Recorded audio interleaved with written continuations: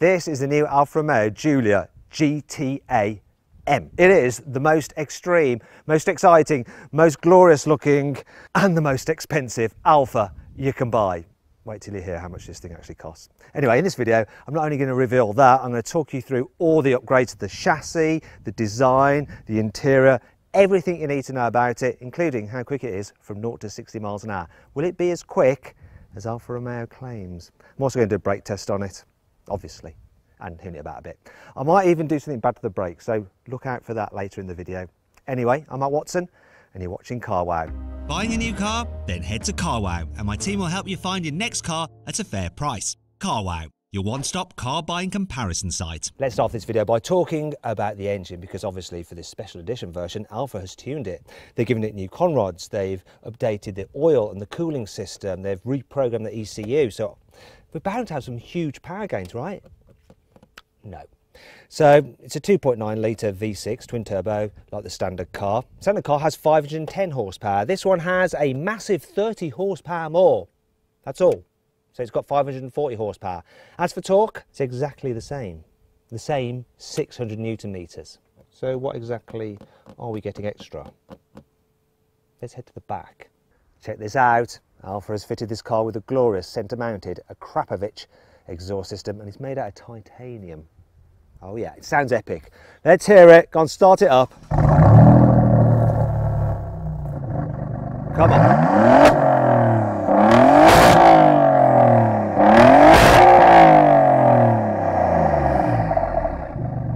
I'm pretty sure that's just perforated my eardrums. I'm not joking. That really hurt. Even though my ears are still ringing, I'm going to continue with this review because I'm a professional. So let's talk through the styling upgrades. So the GTAm has a redesigned, more aggressive front bumper. I mean, just look at it. And there's loads more carbon fibre on it than the standard car. And this front splitter, you can actually adjust it manually. It'll come out by up to 40 millimeters, depending on whether you want more downforce or a high top speed. And all the vents, look, they're all real. They're all real. Thank God for that. Here at the sides, you've got more carbon fibre, such as for the door mirrors. And they've got the Italian flag on them as well. That's nice.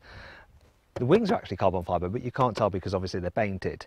You can tell there's carbon fibre for the side skirts though. And look, they've got little winglets on, and it says they're Sauber Engineering because Sauber is Alfa Romeo's Formula One engineering partner. So there, and there's more carbon fibre here over the rear wheel arches, and the wheels, 20-inch forged alloys, and they look awesome. Here at the back, the only changes I can spot are the fact that the Alfa Romeo badge is in black, and you've got a Giulia GTAm badging there, which looks like a sticker, but it's not. It's underneath the lacquer, thank goodness.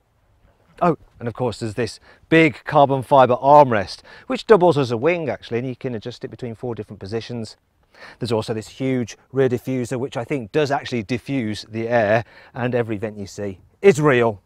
Here on the inside, changed over the standard Giulia Quadrifoglio, include lots of Alcantara. So you've got Alcantara headlining, Alcantara on the door tops, Alcantara on the dash, green and white stitching, your GTAm badging up here. You've also got fabric door pulls. How GT car is that? And look, the carbon fibre has a matte finish rather than gloss in the standard car. Other things to note, of course, the seats. So you've got carbon fibre bucket racing seats from Seatbelt, and you have 6-point racing harnesses. Ugh. But if you can't be asked to put them on when you just go in the shops, thankfully there's a normal seat belt as well. That's not all though. This car is number 320 out of 500. That's right, only 500 GTAs and GTMs will ever be built, and that's combined, by the way. Now the GTA is slightly less expensive. It'll save you about £5 if you go for that car instead of this GTAm. Either way though, they're both really, really expensive. So this car, £155,000. You serious? That's nuts, isn't it? Now you can save yourself a whole bunch of cash and just go for a standard Giulia Quadrifoglio. In fact, you can save even more if you check out the pricing through Carwow. So click on the pop-out banner up there or follow the link in the description to see how much money you can save on a Giulia Quadrifoglio through Carwow. That said, this GTM does have a lot more extra kit on it, and I'm going to continue with the review now. As standard, this car comes with carbon ceramic brakes. So you've got 390mm discs at the front, gripped by 6-piston calipers. At the back, 360mm discs gripped by 4-piston calipers, and they can take an absolute beating. In fact, I was hitting this car around track, and they got so hot that you've got flames coming from the pads. Yeah, didn't harm them though, it was absolutely fine. Anyhow, let's get on with a brake test. Right, let's do a brake test. Full emergency stop from 60 miles an hour. Here we go, here comes the stop. Oh, right, so that stopped from 60 in 34 metres, which actually is, so-so. They're carbon ceramics. They need to get some heat into them to perform as best as they can. Maybe if it was on steel brakes, it'd stop a bit quicker on that one instance of stopping, but obviously on track, carbon ceramics, much better option. Let's run through the upgrades to this car's chassis because there are loads. So the suspension's been lowered, you've got stiffer springs, you've got recalibrated adaptive dampers, and you've got stiffer anti-roll bars at the back and the front. Alfa has made this car wider, so there's been a 50mm increase in the width of the track at the back and 25mm increase at the front. The steering has also been reworked to make it more responsive. So you can go from lock to lock in just 2 turns. You've also got Michelin Pilot Sport Cup 2 tyres as standard. There are some other key changes as well. The rear doors are not made out of metal, they're made out of plastic. So too is the back window and the rear door windows. And then look in here, there are no back seats. Instead, you've got a half roll cage, these nets there which will help secure your helmet firmly in place. And then you've got a fire extinguisher. How motorsport is all of that? All right, let's see what this GTAm is like to drive. Well, engine's mega.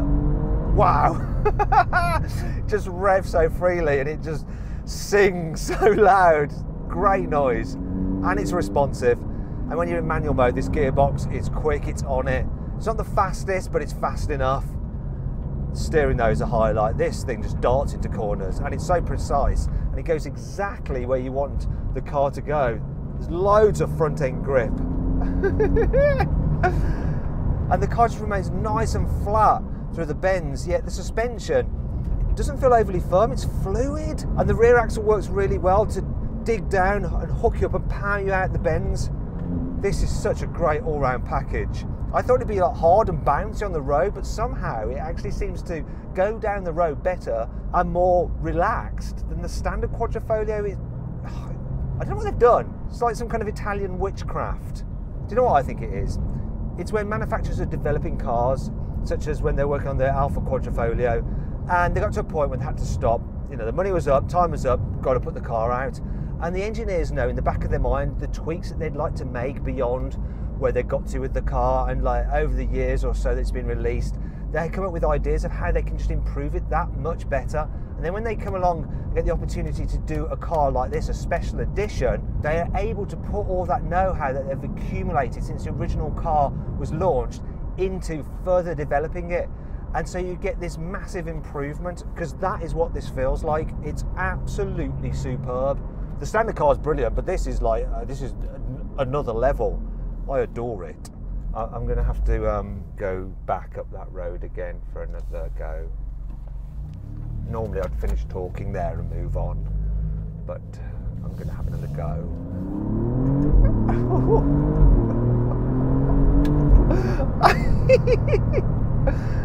So good! It makes my BMW M3 competition feel a little bit like, and that's a great car. It's not that the BMW M3 is in any way, shape or form bad, it's really, really good. It's more the fact that this just has a little bit more theatre, it just feels a little bit more on it, and I think it goes over the road better. You'd think that this would just be like track only and then you're going to feel like it's really compromised on the road, but it's not. It works on the road so well. Question is though, what's it like when you're just cruising around? Well, you know what, I'm going to put this into drive, I'm going to go into normal mode, slacking off the dampers now, it's all just a bit chilled. And if I'm brutally honest, it's slightly louder than the standard Quadrifoglio, which isn't the quietest car in its class anyway. It's a bit more road noise, but it's not unbearable, it's fine. It's way better than something like a Porsche 911 GT3, which is just a constant din when you're driving at the motorway. This is much more livable. And the gearbox, being a torque converter automatic, it's good at just cruising. It just sloshes the gears together really well. It's actually an easy car to daily, much easier in terms of the driving experience. Obviously there's no back seats. I think the only thing is the carbon ceramics, which take a bit of getting used to. They're not bad by carbon ceramic standards, but they're just not quite so progressive, and you don't feel as in tune with them as you would do the steel brakes on the standard car. They're a bit grabby at times when you just first press them like that. Yeah, it's not the smoothest. Might make your passengers feel sick. I say passengers, you can only have one in there. What am I talking about? Oh, there we go, yeah. Oh, and they sometimes make that groaning noise. Obviously, practicality is compromised with this car. Thankfully, if you do need some rear seats, just get the normal GTA because it doesn't have them removed and there's no roll cage in the back or anything like that. It's fine. There is one problem though. Look at this. There's some bracing there. So that does affect the boot ever so slightly and what you can carry in this car. And that brings you on to 5 annoying things about the Alfa Romeo Giulia GTAm. Bizarrely, for a track-focused car such as this, you can't turn the stability control all the way off. Even when you put it into race mode, it's still there, just in the background, working away. And that means that you can't do the biggest, smokiest drifts like you can in a BMW M3. Now this car is a limited edition, so it should hold its value pretty well. But £155,000 for a Giulia Quadrifoglio is a bit tough to swallow. It's like 2 times the price of the normal car, and it's more expensive than a Porsche 911 GT3, which quite frankly is better to drive. If you wear the 6-point harness, you still have to have the normal seatbelt plugged in behind you, because if you don't, it doesn't recognise that you're secure, and so the seatbelt warning will bong as you're driving along on track, which is ridiculous.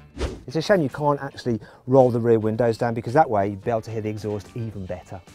This carbon fibre aero at the front really does look amazing, but it's really quite close to the ground, and as a result it's all too easy to scratch it. If you look underneath it, it's already been very badly scratched here, and I wonder if you were to hit a speed hump a little bit too quickly, you could even crack it, which would be very expensive to fix. It's not all negative though. Here's 5 good things about this car. Thanks to all that carbon fibre and the stripped out interior, this GTAm weighs in at just 1,540 kilos. That's 140 kilos less than the normal Giulia Quadrifoglio and 40 less than the GTA. Thankfully, Alfa hasn't gone and removed the car's infotainment system or the air conditioning in order to make the car lighter, like some other manufacturers do. That really annoys me when that happens. Check this out. Centre locking wheel nuts. First ever on any production saloon car. Thanks to all this extra adjustable aero, this GTAm has 300 kilos of downforce, which is 3 times that you have on the normal Giulia Quadrifoglio. Speaking of which, this car is actually 4 seconds a lap quicker around Alfa's test track Blocco. Alfa Romeo enlisted the help of its Formula 1 racing drivers Kimi Räikkönen and Antonio Giovinazzi to help develop this car's chassis. Speaking of racing drivers, you can look like a pucker racing driver yourself, because you can get GTA racing overalls and a helmet if you buy this car. Right, let's see how quick this thing really is from 0 to 60 miles an hour. Specialist timing gear will not lie. Can it really do 3.6? Not if I do it like that. Right, no, 5.32. I think I'm going to have to put it into dynamic mode to stop the spin. Right, let's try again.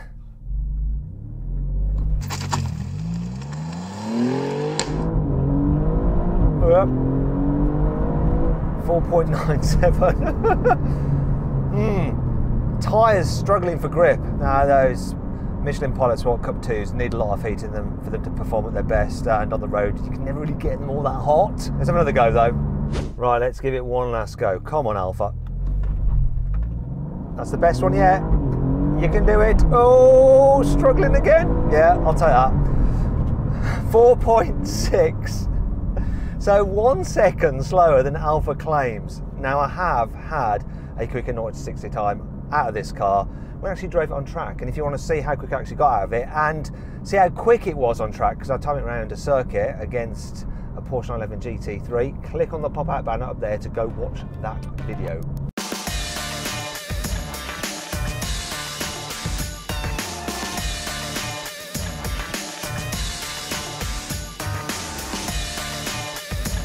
So then, what's my final verdict on the Alfa Romeo Giulia GTAm? Should you avoid it? Should you consider it? Should you shortlist it? Or should you just go right ahead and buy it? Well, I think for most people, even though it's an awesome car and I love it, you should avoid it. For £155,000, you can get some better cars. However, if you're loaded and you've already got quite a sizable car collection, you should definitely buy this car and add it to your garage. You know, it's limited run, so it'll probably hold its value, and there's just something unique and wonderful about it. I hope you'll enjoy the video. If you did, give it a like. If you're a regular viewer who hasn't yet subscribed, what are you waiting for? Do it, okay? Helps us get cars like this. Click on those windows, more videos to be watched. Click on that box there, there's a little surprise waiting for you.